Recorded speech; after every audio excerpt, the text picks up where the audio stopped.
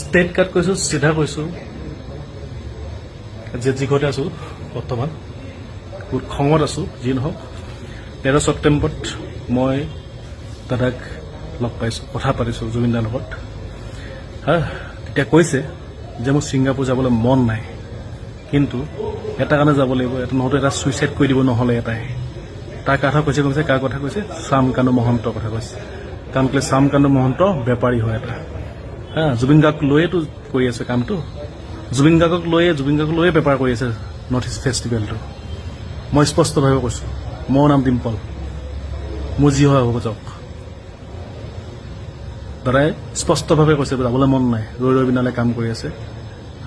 কিন্তু সেইদিন মই আছোঁ, অনুপম কোঁৱৰ আছে, ৰোহিত সোণাৰ আছে, মই আছোঁ ৰেডি উইথ যে শ্যামকানু মহন্ত ছুইচাইড কৰি দিব মই নগ'লে। হাঁহি ধেমালি মুখে কৈছে, কিন্তু সত্য কথা। কিন্তু আজি কি হ'ল? ওলোটাটো হ'ল, নিজলৈ টানি আনিলে। একমাত্ৰ দায়ী হ'ল শ্যামকানু মহন্ত। কিয়? অসমৰ এজন নকওঁ এতিয়া জুবিন গাৰ্গৰ বিষয়ে, তেওঁ কিয় কি কাৰণে মেডিকেল টিম এটা আনিলে?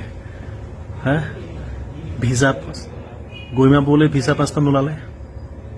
ৰহস্যজনক কথা এইবিলাক। সিদ্ধাৰ্থ দাই কোনোবা এটা মানুহ গ'লে ফটোকপি তুলিলে চুব নিদিয়ে জুবিন দাক। মানে ক'বলৈ ভাষা নাই। একো নাই, পৰিকল্পনা কৰিছিলোঁ, জুবিন দাক লৈ আগবাঢ়ি আহিছিলোঁ, কিবা এটা সপোন দেখিছিলোঁ। ডিডি অসম প্ৰডাকশ্যন নামত এটি প্ৰডাকশ্যন লঞ্চ কৰিব গৈছিলোঁ। জুবিন দাই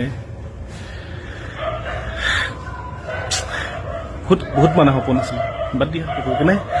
কিন্তু নৰ্থ ইষ্ট ফেষ্টিভেল বা এইটো অসমলৈ আহি কি হ'ব আহে নাহে ঠিক নাই। এইটো শ্যামকানু মহন্ত অসমলৈ আহিব নোৱাৰে চাগে, মোৰ এটা ডাউট। এইটো আহিব নোৱাৰিব চাগে তেওঁ।